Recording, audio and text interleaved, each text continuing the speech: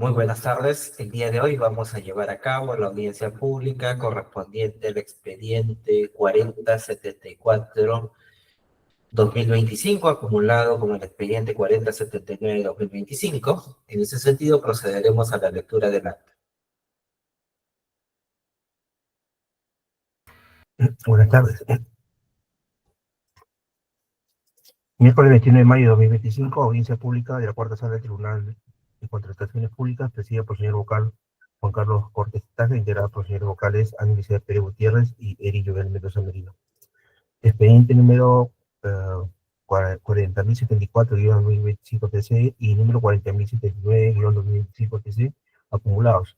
Recurso de apelación interpuesto por las empresas Vitel Perú, SAC y Nestenet, SAC, en el marco del concurso público número 1-2024, NEDU de la UE 024, efectuado por la Unidad Ejecutora 024, Ministerio de Educación, para la contratación de servicio de Internet institucional para el Ministerio de Educación.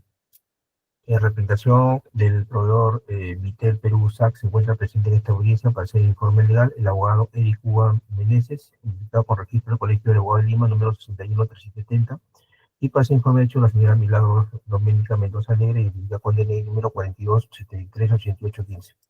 En representación del proveedor NextNet SAC se encuentra presente en esta audiencia para hacer informe hechos los señores Milagros y Solina Aburto Vicuña, identificada con DNI número 74059735, el señor Ronald Lizarde Salcedo, identificado con DNI número 42400276. En representación del tercer administrador de la empresa GTD Perú S.A. hará el uso de la palabra para hacer informe legal el abogado Aldemar Andrés Perdón Morrueda, identificado con registro del Colegio de Abogados de Lima, número 56469.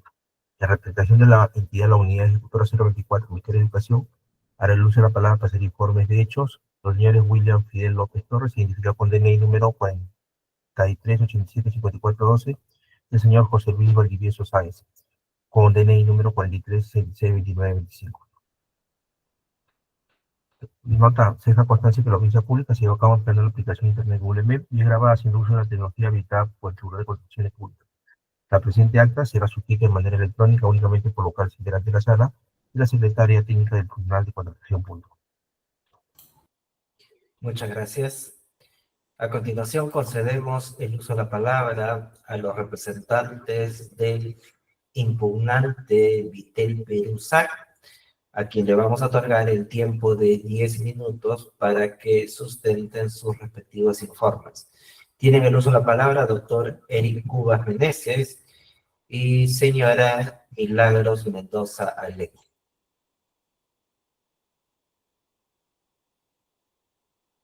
Encienda su audio. Continúa. Buenas tardes con todos. Muchas gracias por brindarnos el uso de la palabra. En esta oportunidad, en representación de Vitel, expondré los principales argumentos del recurso de apelación interpuesto contra la adjudicación de la Buena Pro del concurso público 001-2024 Minedu. Como antecedentes podemos señalar que el 4 de julio del 2024, el Ministerio de Educación convoca a través del SEACE al concurso público 001-2024 para recibir el servicio de Internet institucional, evidentemente para ellos, ¿no?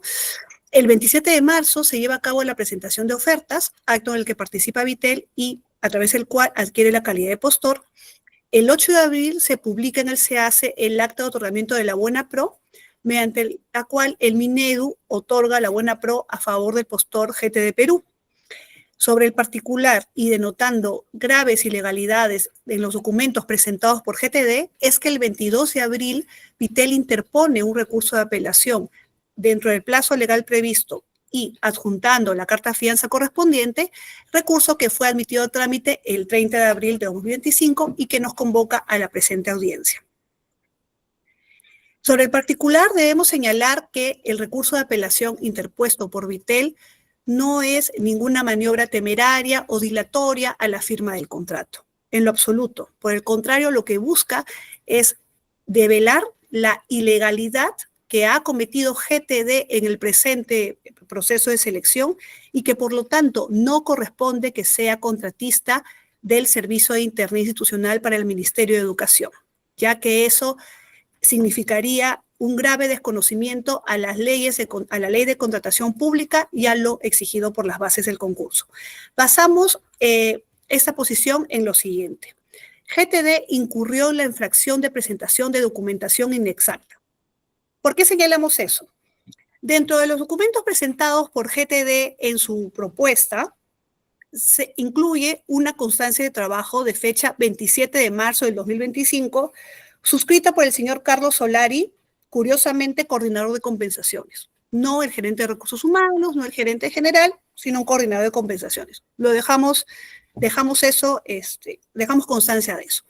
Pero lo más grave de este documento es que se señala que durante más de 3 años el señor Iván Villaverde se desarrolló como jefe de proyecto y lo siguiente que incluyen es una copia fiel de lo exigido en las bases, que cumple funciones de gestión, supervisión y coordinación. Asumiendo que esos 3 años se cuentan hacia atrás, desde el 27 de marzo de 2025, lo que esta constancia sostiene es que el señor Iván Villaverde ha sido jefe de proyecto, lo que implica proyectos en específico, desde el 27 de marzo del 2022. Eso no sería ningún problema.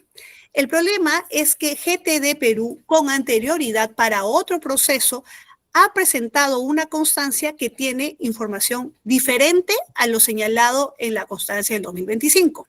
En esta señalan que el señor Iván Villaverde ha sido desde el 26 de abril del 2021 hasta el 5 de diciembre del 2023, líder de célula Proyectos Gobierno. ¿Qué debemos entender por líder de célula Proyectos Gobierno? Que este señor Villaverde ha liderado una célula, un área, una gerencia, una división de GTD en la que se trabajaban proyectos probablemente públicos. Eso, bajo ningún contexto, puede entenderse como que ha sido jefe de proyecto en específico. Este señor ha coordinado como líder de esta división diversos proyectos, pero nunca eso puede significar que ha sido jefe de alguno. ¿Cuál es el problema con esto? Que si nosotros leemos ambas constancias de forma integral, hay un traslape grave, que indica que la constancia presentada en el año 2025 contiene, por decirlo menos, información inexacta. Como ustedes pueden ver en la siguiente línea de tiempo, el señor Villaverde ingresó a GTD el 26 de abril del 2021 y hasta el 5 de diciembre de 2023 fue líder de célula Proyectos Gobierno, es decir, un cargo de carácter general, ¿ok? Pero la constancia, digámosle, la número 2, la presentada en este proceso, señala que el señor Villaverde ocupa, desarrolla, lo que consideren, ¿ya? El cargo de jefe de proyecto, que es un término que hace alusión a proyectos en específico, no a dirigir una división. ¿Esto qué significa? Que este señor, desde el 26 de marzo del 2022 hasta el 5 de diciembre de 2023, ha sido jefe de proyecto. Pero eso es una grave incongruencia con la constancia que se emitió en el 2023. Esta incongruencia implica que la constancia número 2 contiene, repito, por decirlo menos, información inexacta.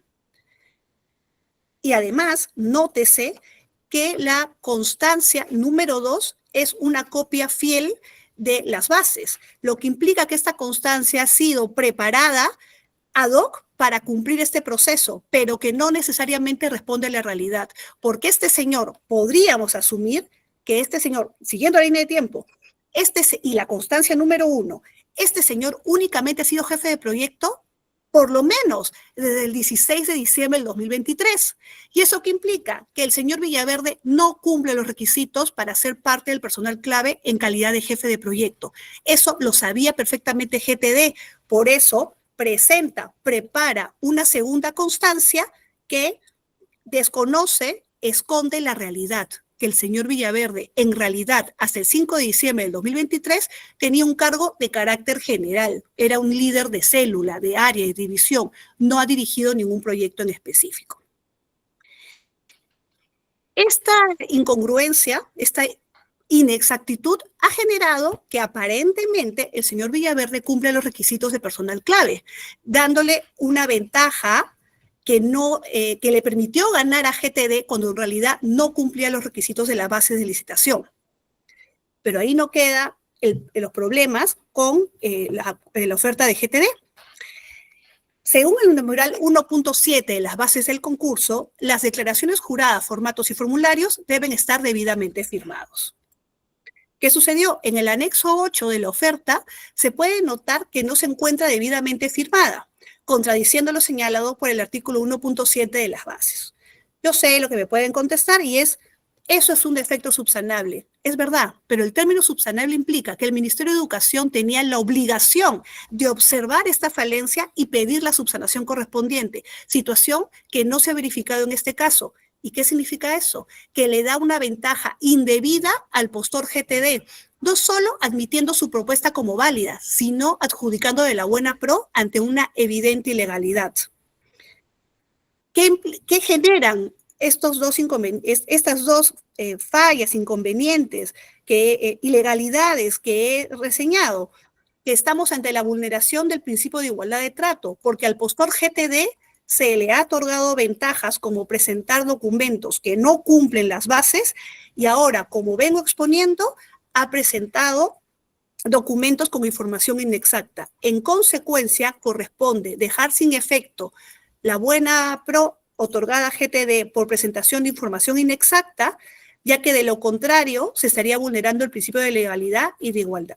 Muchas gracias. Muchas gracias a ustedes. Muy bien, de igual modo, concedemos el uso de la palabra al representante del impugnante número 2, NextNet-SAC, a quien también le vamos a otorgar el tiempo de 10 minutos para que desarrolle sus respectivos informes. Tienen el uso de la palabra en ese sentido la señora Milagros Aburto Vicuña y el señor Ronald Lizarbe Salcedo. Muchas gracias. Estoy procediendo a compartir la pantalla. ¿Ustedes van a compartir? Sí, Muy correcto.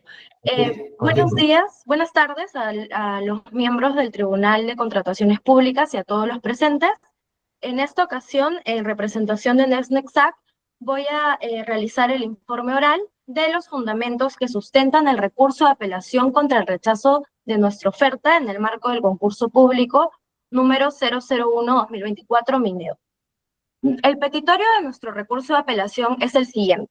Como primera pretensión, tenemos el revocar la decisión del comité de selección de rechazar nuestra oferta. Y la segunda pretensión principal es declarar la aceptación de nuestra oferta y en tanto ocupamos el primer orden en el orden de prelación, revocar la buena pro otorgada en favor de GTD y otorgarla en nuestro favor. Los hechos relevantes que debemos mencionar para el presente caso son los siguientes. Como sabemos, el 4 de julio del 2024, la entidad convocó el procedimiento de selección. Posteriormente, el 31 de marzo de 2025, el comité de selección declaró nuestra oferta admitida, la ubicó en el primer orden de prelación y la declaró como calificada. Evidenciando que nuestra oferta se encontraba por debajo del valor estimado mediante carta 001-2025, el comité nos solicitó la descripción a detalle de todos los elementos constitutivos de nuestra oferta. En un actuar diligente, nuestra empresa, a través de correo electrónico, el mismo día, solicitó a la entidad remitir un modelo de estructura para la presentación de los elementos constitutivos de nuestra oferta. Sin haber obtenido respuesta y dentro del plazo previsto para ello, con carta número 124.04-2025, el 2 de abril del presente año remitimos al comité de selección la descripción de los elementos constitutivos de nuestra oferta.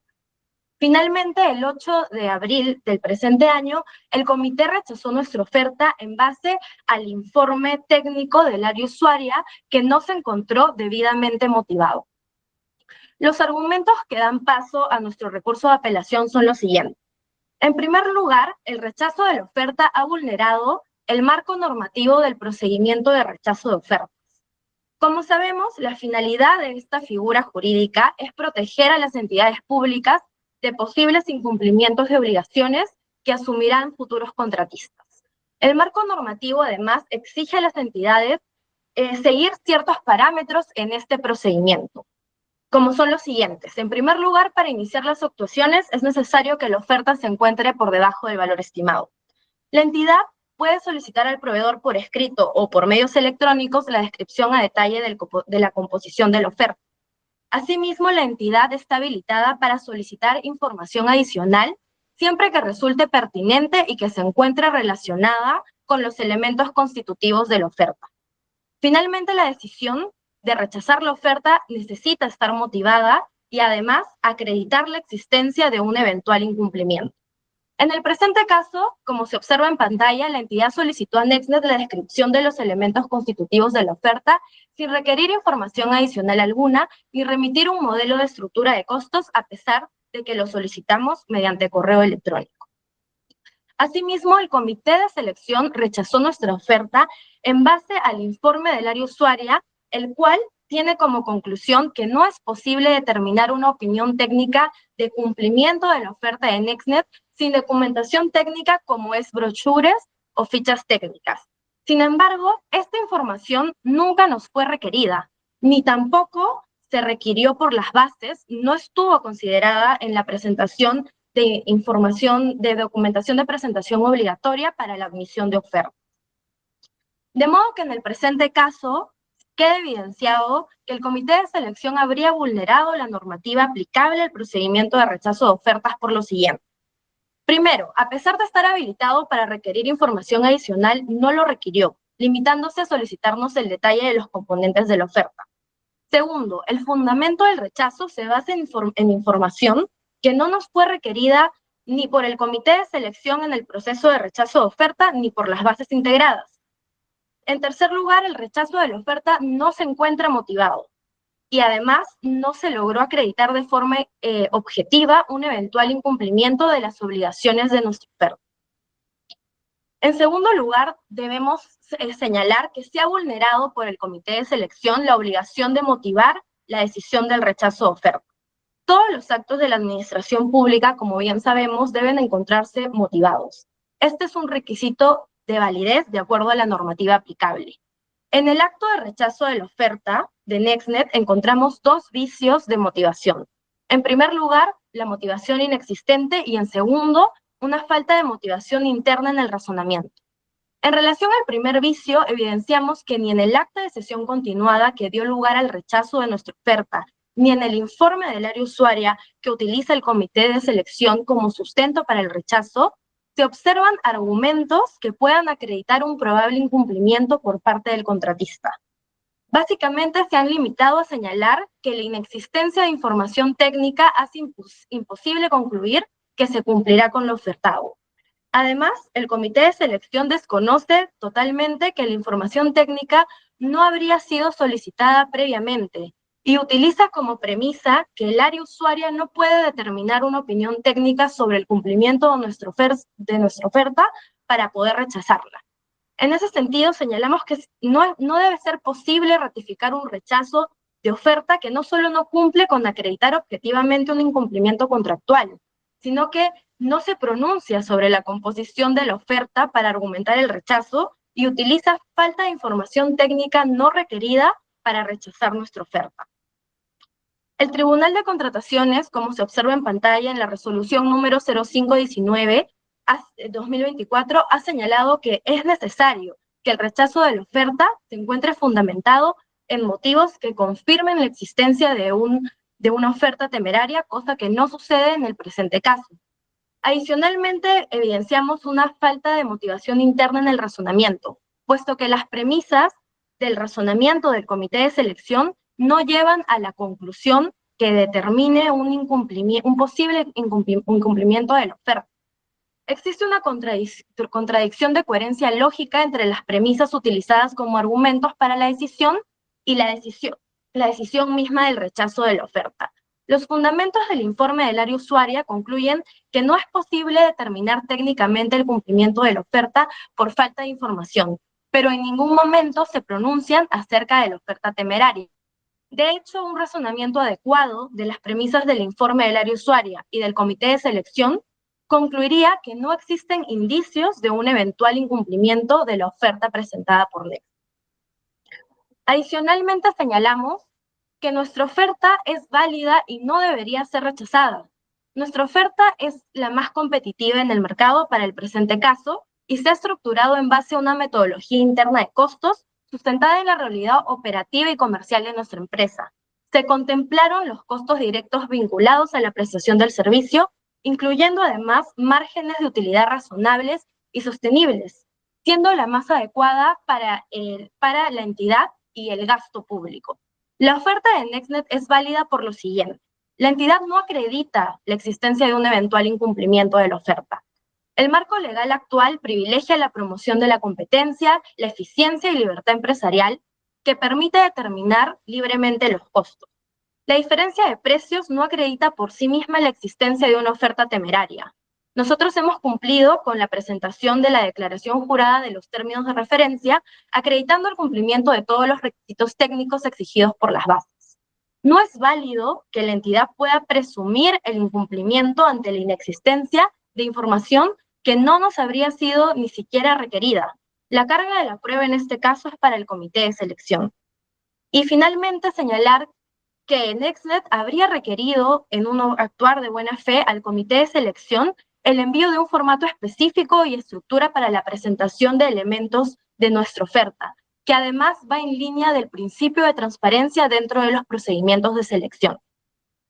Adicionalmente mencionamos que la entidad, como parte ya del recurso de apelación, ha presentado un informe técnico legal en el que por primera vez utiliza una argumentación relacionada a los elementos constitutivos de nuestra oferta, lo cual prueba que la decisión del rechazo adolecía de una motivación inexistente. Sin perjuicio de ello, nos pronunciamos sobre las observaciones señaladas. Se señala que no se observaría dentro de los elementos constitutivos la remuneración, costos y beneficios sociales respecto del personal clave, así como los costos asociados a la garantía de fiel cumplimiento. Sobre la remuneración y beneficios sociales, señalar que la entidad estaría asumiendo que el personal debía estar en planilla sin que ello haya sido exigido por las bases. Sin perjuicio de ello, señalamos que el detalle de los gastos para el personal clave sí fueron señalados en la estructura de costos, como se evidenciará en la siguiente diapositiva. Y sobre la garantía de fiel cumplimiento, indicarles que NextNet pertenece al grupo empresarial Grupo Fiverr, por lo que en varias ocasiones no asume de forma directa los costos asociados a estas garantías, que son asumidos por nuestra empresa de back office. Doctora Basurto, el tiempo que se le ha brindado, doctora Aborto, disculpe, Sí, el tiempo que se le ha brindado ha finalizado. Le voy a dar un minuto para que cierre su exposición. sí, muchas gracias. Bueno, adicionalmente indicar que sobre estos dos puntos debemos tomar en cuenta que no se podría acreditar un incumplimiento contractual debido a que nosotros hemos presentado el personal clave en nuestra oferta en cumplimiento de las bases integradas. Y sobre la garantía de fiel cumplimiento, precisar que su presentación inclusive es previa a la firma del contrato, con lo cual no podría existir como tal un incumplimiento contractual sobre este punto. Señalamos también que la resolución 635-2022 del tribunal, en un caso con las mismas características, revocó el rechazo de la oferta y otorgó la buena prueba al impugnante, debido a que en documentación que se imputaba haber sido incumplida no había sido presentada previamente. Con todo lo antes mencionado, solicitamos al tribunal evaluar de forma correspondiente los argumentos de nuestra apelación y revocar el rechazo de nuestra oferta, así como otorgar la buena prueba en nuestro favor. Muchas gracias por la atención. Muchas gracias a ustedes. Muy bien. A continuación, concedemos el uso de la palabra al representante del tercero administrado, empresa GTD Perú S.A., a quien también le vamos a otorgar el tiempo de 10 minutos para que oralice su respectivo informe. Tiene el uso de la palabra doctor Aldemar Andrés Perdomo Rueda. Muchas gracias. ¿Allá ven con la presentación?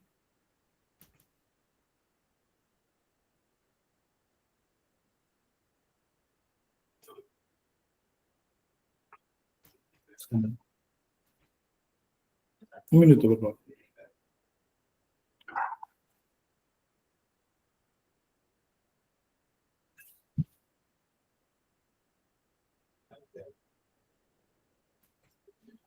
Bueno, señor miembro del tribunal, tengan ustedes muy buenas tardes. Comparecemos ante ustedes en representación de GTD, adjudicataria de la buena prueba en el procedimiento objeto de la apelación interpuesta por Vitel Perusac y Nesnex SAC, a fin de ratificar la veracidad de la información presentada y rechazar categóricamente cualquier imputación de haber incurrido en la presentación de información inexacta. Sobre el particular, queremos referirnos a cada punto en cuestión, iniciando con los puntos controvertidos por Vitel. Sobre la constancia del señor Iván Villaverde, lo primero que debemos señalar es que no hemos afirmado que el señor Villaverde haya ocupado el cargo de jefe de proyecto, sino que ha desarrollado funciones como tal, conforme lo exigen las bases. La constancia cuestionada dice claramente que el profesional se ha desarrollado como jefe de proyecto, lo que en ningún caso puede interpretarse como falsedad ni inexactitud. Esto es completamente válido y común en contrataciones públicas, dado que las funciones desarrolladas son lo relevante, no la nomenclatura exacta del documento, ya que cabe agregar que la constancia de trabajo son documentos emitidos bajo el exclusivo criterio de cada empresa empleadora, conforme a sus propios modelos, formatos internos y formas de redacción. En ese sentido, no existe una forma única, uniforme ni legalmente obligatoria de estructurar una constancia de funciones o experiencias, por lo que el uso de expresiones como se ha desarrollado o como se ha desarrollado como jefe de proyecto es totalmente válida y común en el ámbito laboral. Esta expresión refleja que el profesional ha asumido funciones equivalentes al cargo requerido, lo cual es plenamente compatible con lo solicitado en las bases de procedimiento. La propia Dirección Técnica Normativa de la OCE ha sostenido reiteradamente que la experiencia funcional es válida. Se acredita con la profesional y se acredita que el profesional ha ejercido activamente actividades equivalentes al perfil requerido. Además, en las constancias se detalla expresamente las funciones realizadas, que son la gestión, supervisión y coordinación de proyectos de telecomunicaciones. Esos son justamente los componentes o las competencias que exige el perfil del proceso, por lo que no se ha emitido información y presentar información inexacta. Por tal razón, se puede afirmar con claridad que el señor Villaverde cumple con el perfil, las cualidades y la experiencia para desarrollarse y ejercer funciones como jefe de proyecto, tal como propuesta en la constancia entregada en nuestra propuesta. Respecto al documento presentado por nuestra representada, queremos precisar que la constancia se indica que el señor Villaverde se ha desarrollado como jefe de proyecto. Esto no significa que esto sea su cargo, sino que ha llevado a cabo funciones propias de un jefe de proyecto, lo cual es coherente con su experiencia y con las actividades que ha ido desempeñando dentro de la empresa. Es importante entender que desarrollarse como implica ejercer un rol y cumplir funciones determinadas, no necesariamente tener una denominación contractual exacta. Doctor, perdón, disculpe que le interrumpa. ¿Está utilizando el PPT? Porque seguimos con la imagen del antecedente. A ver.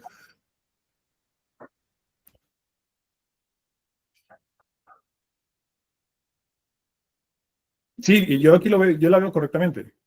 Ya, ok, continúo. Ya. Como venía diciendo, es importante entender que desarrollarse como implica ejercer un rol o cumplir funciones determinadas, no necesariamente tener una denominación contractual exacta. Y así lo ha reconocido incluso la Real Academia Española de la Lengua al definir desarrollar como realizar o llevar a cabo algo, en este caso, funciones de jefe de proyecto. Avanza, por favor.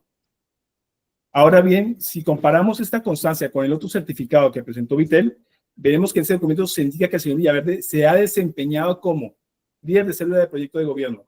Aquí se usa el verbo desempeñar, que es sinónimo de ocupar un cargo. Por tanto, se hace una referencia directa al cargo formal.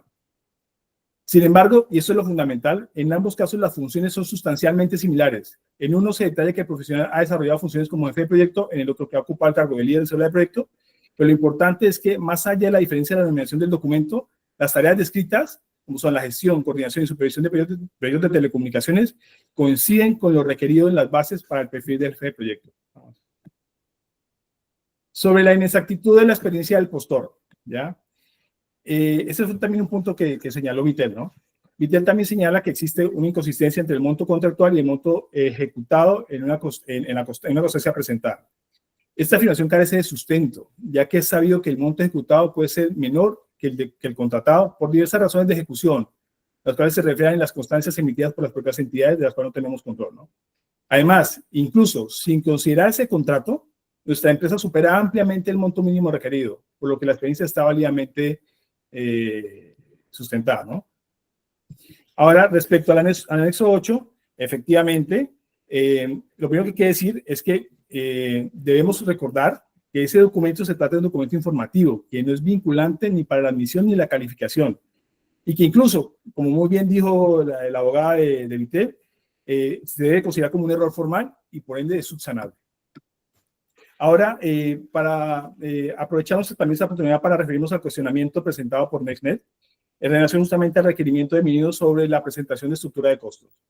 Al respecto, debemos precisar que la entidad se encuentra plenamente facultada para solicitar dicha estructura como parte del procedimiento, en tanto se relaciona directamente con la evaluación de la razonabilidad económica y técnica de la propuesta. Esto responde al principio de eficiencia e interés público de asegurar la adecuada ejecución contractual. En consecuencia, el postor NextNet tiene la obligación de cumplir con ese requerimiento y sustentarlo debidamente, conforme lo establecido en el marco normativo, y no hacerlo correctamente compromete la validez de su oferta y puede constituir una omisión material que impida la evaluación técnica y económica. La última. Por todo lo expuesto, solicitamos con respecto al tribunal, primero, que desestime totalmente las apelaciones de Vitel y NextNet, confirme la validez de nuestra adjudicación y ratifique que GTE ha actuado de buena fe, presentando documentación legítima, coherente y ajustada a lo exigido por el procedimiento. Muchas gracias. Muchas gracias a ustedes. Muy bien. Ahora vamos a conceder el uso de la palabra a los representantes de la entidad, Unidad Ejecutora 024, Ministerio de Educación, a quien también le otorgamos el tiempo de 10 minutos para analizar sus respectivos informes. Tiene el uso de la palabra el señor William López Torres y Jorge Luis Valdivieso Sáenz. Buenas tardes, distinguido tribunal y a los presentes. Como entidad hemos recibido 2 recursos de apelación.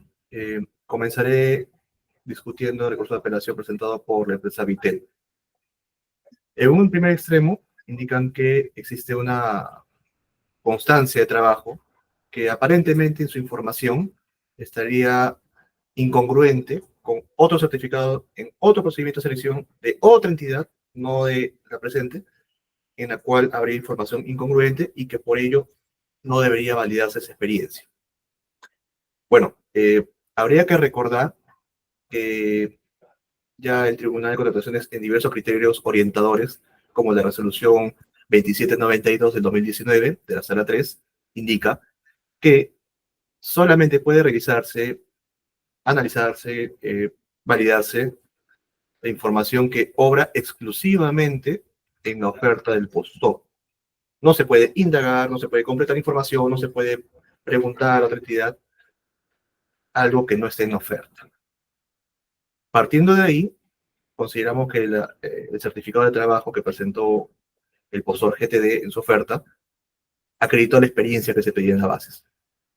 Sin perjuicio de ello, consideramos que, si bien es cierto, la oferta ganadora tiene un periodo de consentimiento, luego de ello hay una etapa en la cual se hace una fiscalización, una verificación de la oferta de acuerdo a la norma. Entonces, ese procedimiento no está contemplado dentro de la evaluación y calificación de ofertas, sino es posterior a la adjudicación de la misma. Por ende, el comité de selección no puede realizar esa acción porque necesariamente va a obligarlo a buscar información fuera del proceso. Por tanto, eso ya correspondería a una actividad de fiscalización. Eso es con respecto al extremo del certificado de trabajo.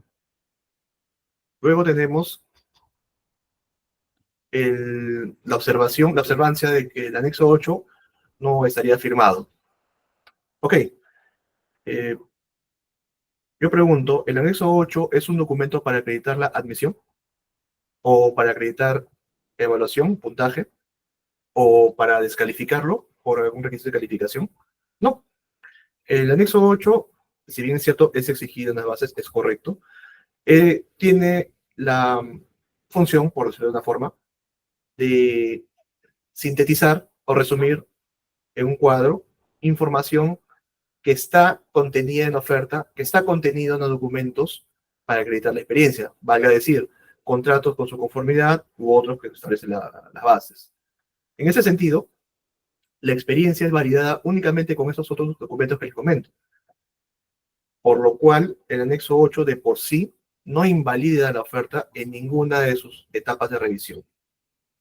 Si bien es cierto, es un error formal, la falta de firma, y subsanable, el hecho de que no esté firmado no invalida la admisión, no invalida la evaluación y tampoco la calificación. Y hay que tener presente que la ley de contrataciones, si bien es cierto, es extensa, amplia, tiene vacíos normativos, por lo cual, en su 12ª primera disposición complementaria del reglamento, establece que ante estos vacíos se puede usar de forma supletoria normativa, ya sea de carácter público o en el extremo privado. Entonces, trayendo esta colación, tenemos que la Ley de Procedimiento Administrativo General establece la figura de conservación del acto. ¿Qué quiere decir esto? Que ante un vicio que no altere la decisión final, que no altere sustancialmente el procedimiento, se podría conservar el acto. En ese aspecto, consideramos que la no firma de un anexo, en este caso, perdón, del anexo 8, no invalidaría la admisión, la evaluación y la calificación de la oferta. Por ende, invocamos a la conservación del acto. Muy bien. Y yendo al extremo tercero de recurso de apelación de Vitel, que cuestiona la experiencia del postor, en específico un contrato en el cual el contrato indica un monto de, disculpen un momento, quiero ver el monto, 1.300.000, no, sí, pero el contrato dice 1.313.000. Bueno, digamos que difieren los montos. El monto del contrato difiere en menor cuantía del monto de la conformidad, ¿no? El monto de la conformidad dice 1.361.000. Ok. Está bien, hay una diferencia entre lo que dice el contrato y la conformidad, pero hay que tener algo en cuenta. La conformidad ya de por sí indica que el servicio ha sido terminado o ejecutado conformemente. Ejecutado, ¿no? Entonces, traemos a colación diversas opiniones del OCE, donde, por ejemplo, tenemos la opinión 209 de 2019, la opinión 42 de 2019, la opinión 120 de 2017, en la cual todos concuerdan que la experiencia se mide, ya sea de determinado monto, en determinado tiempo, pero tiene que ser experiencia ejecutada. Práctica reiterativa de tiempo de una actividad ejecutada, terminada. Y la conformidad indica eso, indica que el servicio está terminado y con un monto ejecutado. Entonces, para nosotros, la fehaciencia es que está ejecutado y el monto es el que está en la conformidad. Por eso tomamos el monto de la conformidad. En el supuesto de que no se valdría esa experiencia, aún así, sumando las experiencias en demasía que ha presentado el postor, tenemos que supera el mínimo de calificación exigido. Por lo tanto, no concordamos con el supuesto indicado por la empresa Vitel. Ahora sí, doy pase a mi compañero William Torres para que exponga el punto de NextNet. Buenos días, distinguido tribunal. Ahí tendríamos que sustentar que el comité hizo el análisis en el acta de buena pro, en el cual la oferta de NextNet representaba el 38.87% del valor estimado, lo cual motivó a que le puedan solicitar los elementos constitutivos. Si bien ha descrito el apelante, y en sus PDTs lo indica, dice, la propuesta ha contemplado todos los costos directos vinculados a la prestación del servicio, incluyendo márgenes de utilidad razonables y sostenibles.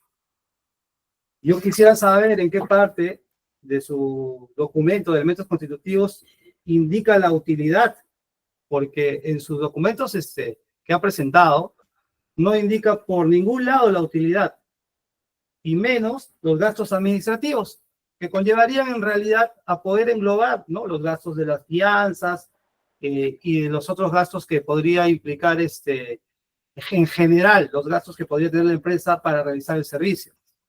Entonces, ahí nos llevamos a una contradicción de lo que está informando exponiendo el impugnante. En consecuencia, encontramos más argumentos, los cuales haría que este documento presentado para acreditar los elementos constitutivos no estarían considerando la totalidad de su información.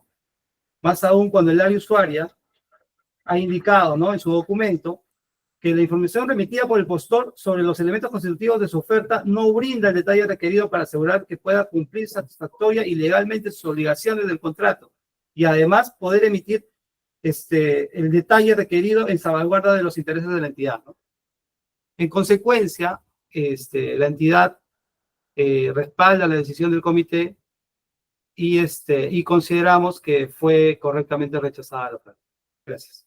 Para agregar un resumen de este punto, es importante mencionar que se siguió el procedimiento establecido en el reglamento. Se solicitó al participante, perdón, al postor, sus elementos constitutivos, porque se hizo un análisis de las ofertas presentadas. Se determinó un promedio, como consta en el acta, y se determinó solicitar a todos los que estén por debajo de ese promedio, como está en el acta detalladamente. Son criterios que están claros, no ha habido un tema de subjetividad. Entonces, se solicita al postor que ofertó al 38.87%, 1.019.520, que es un monto que se considera, bueno, por el análisis que se ha hecho en el acta, sustancialmente por debajo del valor estimado. Y claro, es un monto muy bajo para lo que nosotros habíamos determinado como entidad. Al margen de eso, se le solicita al postor que presente sus elementos constitutivos. La norma dice que se le establece por lo menos 2 días, se le dio 2 días. Se le indicó en la carta que se le mandó lo que va a presentar. Como entidad no teníamos un cuadro como para suministrarles. Presentó sus elementos constitutivos.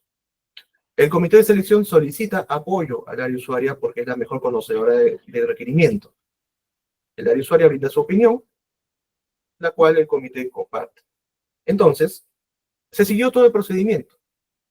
En el recurso de apelación mencionan que no se le solicitó mayor documentación y es porque el procedimiento no establece una réplica para el tema de rechazo de oferta. Establece un procedimiento, se siguió el procedimiento y se determinó el resultado.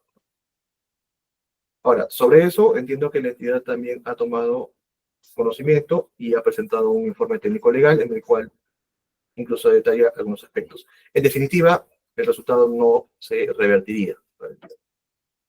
Gracias. Muchas gracias a ustedes. Muy bien, habiendo finalizado esta primera parte de la audiencia pública, consulto a los representantes de la impugnante Vitel Perusac si van a ejercer su derecho a réplica. De ser así, cuentan con el tiempo de 3 minutos para ello. Sí, vamos a usar nuestro derecho a réplica, por favor. Muy bien, encienda su cámara, por favor, y desarrolle su réplica. Muchas gracias. Me voy a referir brevemente a 2 puntos que ha manifestado tanto el representante de GTD como el representante del Ministerio de Educación. El representante de GTD ha hecho referencia a la Real Academia Española y al significado variado de las palabras y demás. A ver, primero, las palabras tienen un valor, sobre todo porque son las que se incluyen en las constancias de trabajo y que le permiten a una empresa ser contratista de un contrato bastante grande. Estamos hablando de más de 1 millón de soles y prestar un servicio fundamental como es el Internet institucional. Nosotros no estamos cuestionando si su constancia del 2025 es una fiel copia de las bases, evidentemente ha sido emitida para cumplir los requisitos de este proceso. Lo que nosotros estamos señalando es que esta constancia del 2025 tiene información inexacta. Esta constancia indica que el señor Villaverde, desde marzo del 2022 hasta diciembre del 2023, se desarrolló, desempeñó labores como jefe de proyecto término que implica proyectos en específico. Sin embargo, eso es mentira, porque en la constancia del 2023, durante ese periodo de tiempo, el señor Villaverde no fue jefe de proyecto, fue líder de célula, líder de un área, de una división, de una dependencia. No ha manejado proyectos de forma individual, no ha tenido una jefatura de proyecto. Y esa diferencia, esa incongruencia, esa información evidente que contiene la constancia de 2025 y que evidentemente no responde a la realidad, es lo que estamos cuestionando, porque eso, señores, es un supuesto de información inexacta, que no solo genera que esta oferta no sea válida, sino que este postor debe ser posteriormente sometido a un procedimiento sancionador. Respecto a lo señalado por Minedu, ellos indican que no están en la obligación solamente deben evaluar lo que dice la oferta, ¿ya? Eso no es necesariamente verdad, porque sí podrían pedir información adicional, pero asumamos que lo que dicen es cierto, y bueno, señores Minedu, este es el momento de demostrar que efectivamente el postor que ustedes eligieron ha hecho las cosas bien, ha cumplido el marco de legalidad. Es este espacio que ustedes deberían tutelar, porque son los recursos de su entidad los que se otorgarían a un postor que ha presentado información falsa. Y finalmente, respecto a que el anexo 8 no ha sido firmado y que eso es subsanable y que no es tan importante. A ver, el numeral 1.7 de las bases lo que establece es que los documentos deben ser firmados. Eso es claro. Acá no hay si no es tan importante, si es más o menos importante. No, señores. Ustedes, Ministerio de Educación, tenían la obligación de pedirle a GTD que subsane. Ustedes tenían que pedirle a GTD, ustedes debían observar ese documento y no lo han hecho.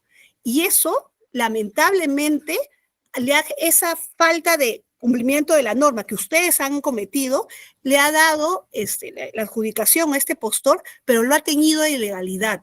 ¿Por qué? Porque a los demás postores sí se les ha exigido y sí se ha verificado que hayan firmado todos los formatos, pero sin embargo no han visto o no han querido hacer lo que deben hacer, que es pedirle a GTD que cumpla con subsanar. Eso es todo. Gracias. Muchas gracias a ustedes. De igual modo, consulto a los representantes del impugnante NextNet, SAC, si también van a ejercer su derecho a réplica. De ser así, también cuentan con 3 minutos. Sí, vamos a usar el derecho a réplica. Adelante. Bueno, para iniciar, queremos comentar que nosotros en todo momento hemos actuado de forma diligente y transparente, siendo así que si bien no es una exigencia para la entidad presentar un modelo de estructura de costos, nosotros lo solicitamos en un primer momento en base al principio de transparencia de los procedimientos de selección, y adicionalmente a eso mencionamos que estábamos dispuestos a presentar cualquier tipo de información adicional que sea requerido para sustentar que nuestra oferta no solo es competitiva, sino que puede cumplir contractualmente con todo lo requerido por las bases. Nos sorprende que realmente la entidad, ante una oferta tan ventajosa, no se haya preocupado en realmente acreditar o validar que nosotros podemos cumplir con nuestra oferta, sino en rechazarla en base a argumentos que carecen totalmente de sustento. La entidad mencionó en su descargo oral que habría seguido debidamente el proceso de rechazo de ofertas.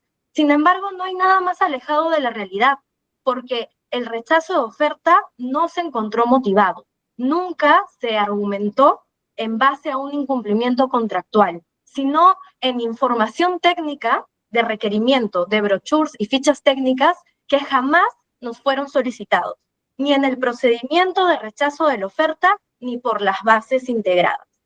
Ante esta situación, que genera una desventaja increíble en nuestra empresa, solicitamos al tribunal evaluar los hechos. Adicionalmente, también mencionar que recién en este momento la entidad empieza a sustentar en base a los elementos constitutivos de nuestra oferta. Esto no solamente acredita que realmente el rechazo de la oferta carece de motivación, sino que además el tribunal pretende desconocer las oportunidades en cómo debió haber motivado el acto administrativo.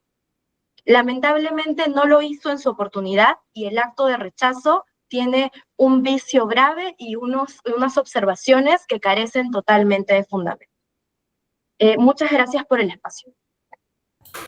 Muchas gracias. Muy bien.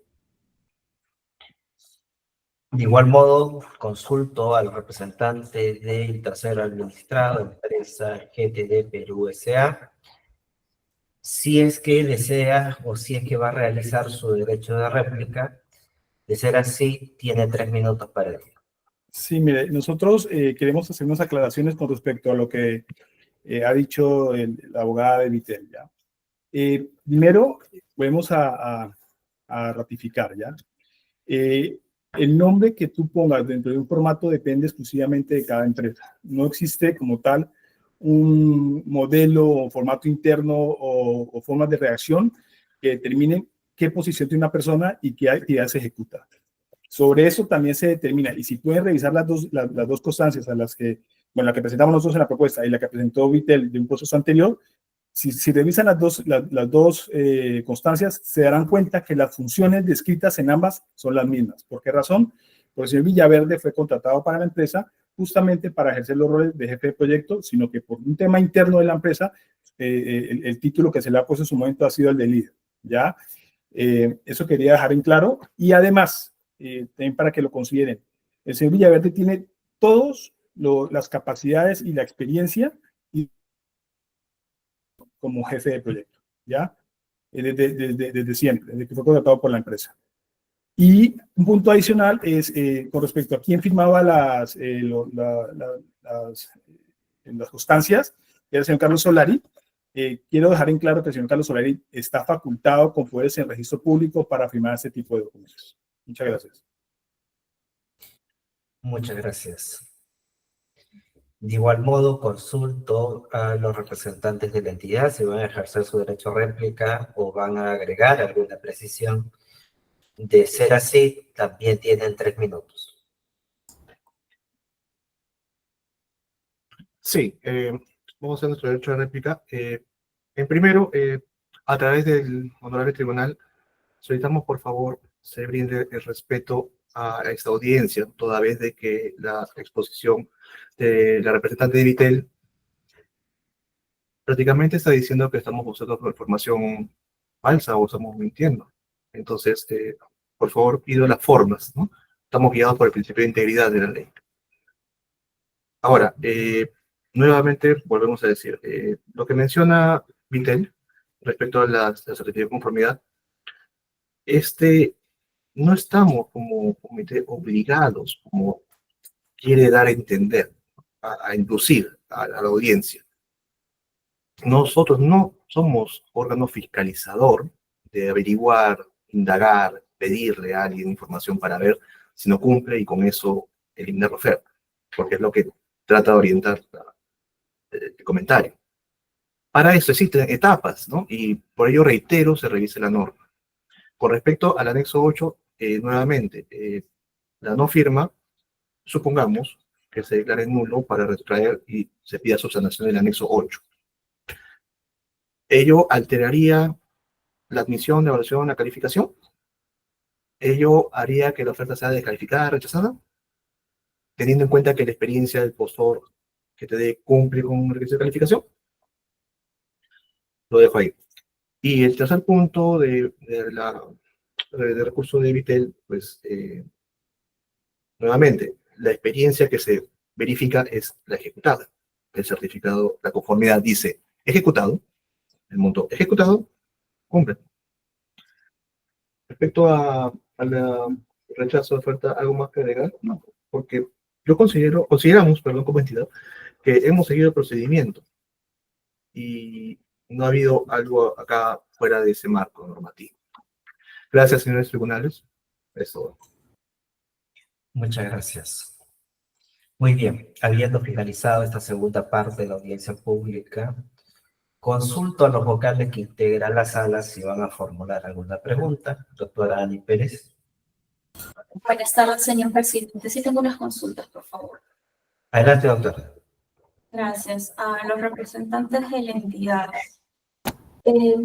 Quisiera que me indiquen en primer lugar por qué razones no enviaron el formato o algunas indicaciones para el tema de la estructura de costos que había sido solicitado por la empresa NextNet. Ya, no se envió porque en realidad la oportunidad de solicitarle la información de elementos constitutivos no habíamos contado con una estructura brindada tanto ni en los actos preparatorios, ni en las bases, ni por el área usuario, ¿no? Es por eso que no se solicitó no se le remitió lo que es la estructura de costos, ¿no? No había Entonces entiendo que el proveedor, el postor, estaba en total libertad de remitir una estructura de costos de acuerdo al criterio que ellos podrían tener y ustedes aceptarlo en ese sentido. O sea, aceptarlo en el sentido de decirlo, sí, claro, pero tendría que considerar todos los elementos esenciales, ¿no? Para conllevar y llevar el servicio. Justamente a eso va mi consulta, porque ustedes están indicando en el desarrollo de esta audiencia de que no habrían contemplado todos los elementos constitutivos, pero también es cierto, como usted lo acaba de indicar, que no le han remitido algún formato o alguna indicación específica sobre qué información concreta debía de contener la estructura de costos que ustedes estaban solicitando. Sí, es que en realidad consideramos que el proveedor iba a ser diligente y iba a presentar todo lo que considera necesario y lo que estaba detallado esencialmente en los términos de referencia. Es así por eso que mandamos al área usuaria y el área usuaria nos indicó que de acuerdo a lo que había presentado el proveedor no estaba sustentado correctamente, ¿no? ¿Me podría indicar, por favor, cuál es el argumento o el sustento por el cual finalmente ustedes rechazan la oferta del postor NextNet?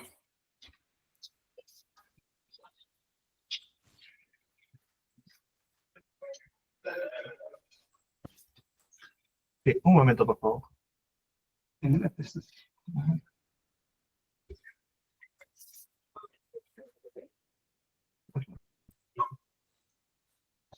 Tal como en realidad los argumentos que se tomó en su momento en el acta de Buena Pro informa, ¿no? Que el área usuaria indica que la información remitida por el postor sobre los elementos de su oferta no brinda el detalle requerido para asegurar que pueda cumplir satisfactoriamente, en el sentido de que no detalló los equipos, ni las marcas, ni los mencionó. En ese sentido es que el área usuaria es lo que hace su observación. ¿Me podría repetir la última línea que usted ha leído, que no detalló qué elementos? A ver, mejor lo leo tal cual como dijo, lo mencionó en su documento el usuario, ¿no? La información remitida por el postor sobre los elementos constitutivos de su oferta no brinda el detalle requerido para asegurar que pueda cumplir satisfactoriamente y legalmente sus obligaciones del contrato y además poder emitir una opinión técnica. El detalle requerido en salvaguarda de los intereses de la entidad, ¿no? O sea, claro, él lo pone en un marco general el usuario. Usted lo acaba de indicar, es un marco general, sin embargo, para que se pueda aceptar como válida el rechazo de esta oferta, es necesario tener un detalle debidamente motivado de cuáles han sido estos elementos que la usuaria contempla o señala que no ha podido evaluar y que no le estarían asegurando que, de ser el caso, se le diera la buena prueba a este postor, pudiera cumplir con el contrato. Tengo a la vista el informe técnico 335-2025 de su entidad, que entiendo ha sido elaborado por el área usuaria. Dentro de las conclusiones, porque usted me ha leído la conclusión 3.2, pero hay una conclusión 3.1, donde indica que para poder determinar una opinión técnica de cumplimiento de la oferta del postor, se requiere brochure y o fichas técnicas definidas por el fabricante de los siguientes componentes del servicio. Y menciona, ¿no?, los routers, switch, equipos de seguridad, servicios de protección dedicados de DOS, sistemas de protección de intrusos, IPS. Mi consulta es, estos documentos que entiendo el área usuaria está indicando que es necesario tener a la vista para poder emitir una opinión técnica del cumplimiento de la oferta del postor, ¿han sido solicitados en las bases como parte de la oferta de los postores? Sí fueron solicitados para la ejecución del para el perfeccionamiento del contrato. Son Ya, parte- y si fueron solicitados para el perfeccionamiento del contrato, ¿cómo es posible que en una etapa antes siquiera de que se otorgue la buena pro, se exija tener estos documentos a la vista para que el área usuaria pueda formarse una opinión técnica para hacer el rechazo de la oferta? Sí, sucede que en un primer momento, cuando se presenta, perdón, disculpa, cuando se presenta la oferta, en ese momento no se pide ese detalle, correcto. Sin embargo, como oportunidad para el rechazo de oferta, se le pide que presente los elementos constitutivos de su oferta, el detalle que pudiera hacer, ¿no? Entonces, efectivamente, no hay un cuadro en el cual uno le diga cómo hacerlo, pero eso no es restrictivo. Puedo haber presentado todos los documentos que considere a detalle para que forme una idea. Y no hay una restricción en la normativa que diga solamente documentos que digan únicamente de costo. Pueden haber adjuntado también otros. No es restrictivo, ¿no? Entonces, sobre la base de lo que presentó el postor, es lo que entiendo el área usuaria hizo el análisis correspondiente. A ver, ustedes están indicando que la norma no restringe qué información o documentación podrían presentar los postores para sustentar la estructura de costos de su oferta. Sin embargo, tienen que tener en cuenta de que los postores en general no pueden suponer o asumir que la entidad necesita determinada documentación adicional a la que ya está en su oferta, que debieran presentar para sustentar la estructura de costos. Por lo general, la estructura de costos es una relación de precios de todos los componentes que están integrando su oferta.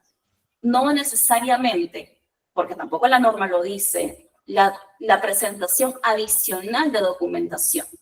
Más aún, si como ustedes mismos lo han referido, cuando le piden la estructura de costos a este postor, no le han dado ninguna indicación respecto de qué información o documentación adicional es necesaria para que ustedes puedan evaluar si la estructura de costos puede o no puede ser rechazada.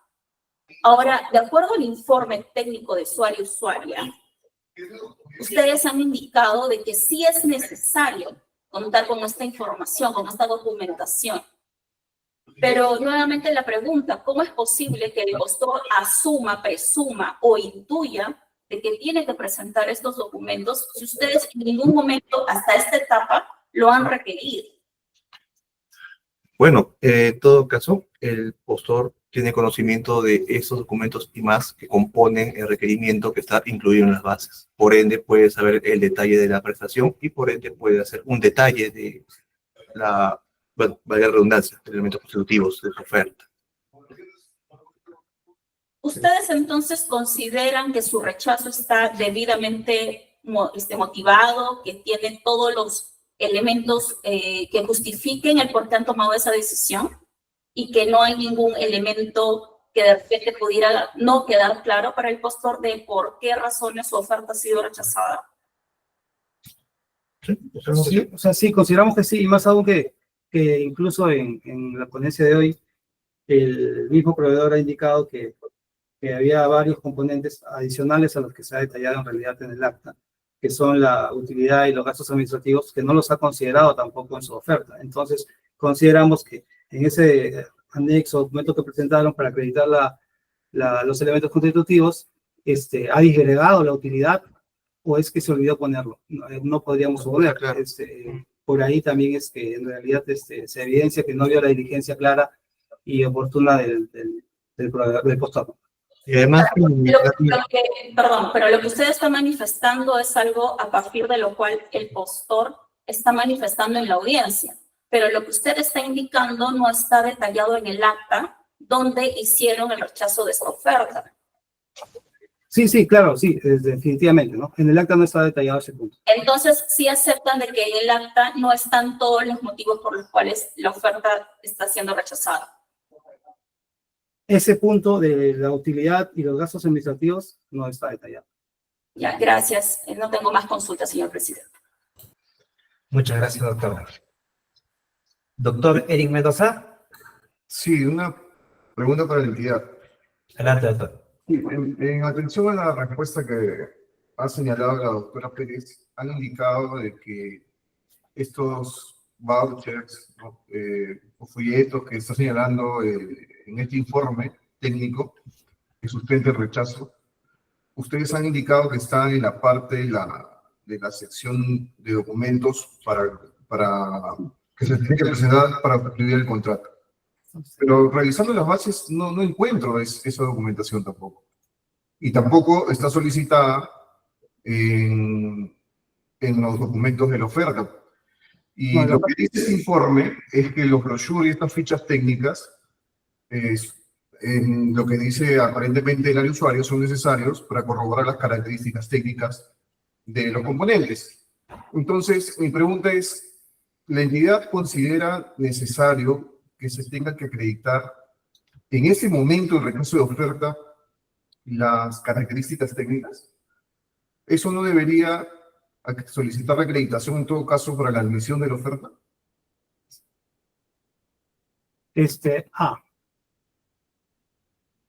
Un momento, por favor.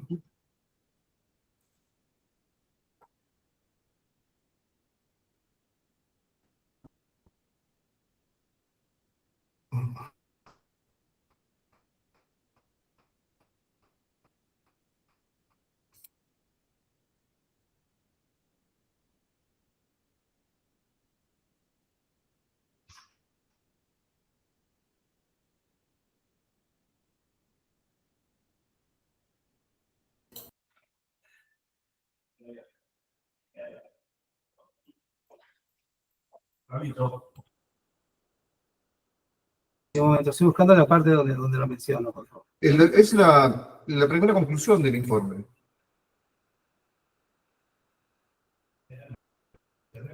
Sí, no, estaba revisando las bases. Claro, definitivamente, o sea, el área usuaria no consideró necesario para la admisión de ofertas, como usted lo menciona, el validar estos equipos, ¿no? Lo ha considerado para posterior al proceso de selección. O sea, no lo considero para la admisión, pero sí para el rechazo. Eso es lo que me está diciendo. No, lo que pasa que en la presentación de sus elementos constitutivos debe indicar el proveedor todos los elementos que considera esencialmente para realizar el servicio. O sea, es por eso que la misma área usuaria dice... Sí, pero eso no es lo que le estoy preguntando. Lo que le estoy preguntando es sobre las fichas técnicas y los brochures. Las fichas técnicas y los brochures lo están requiriendo al momento justamente de la evaluación para efectos de rechazo. ¿Eso no debería solicitarse para la admisión, en todo caso? Claro, si es que en realidad debió, si solicitan para acreditar algún brochure, sí, debe ser en la admisión. Ya no tengo más preguntas, señor presidente. Gracias. Muchas gracias. Muy bien, por mi parte no voy a formular más consultas, así que con ello vamos a dar por finalizada esta audiencia pública, agradeciéndoles a todos por su participación. Que tengan muy buenas tardes. Permiso. Hasta luego.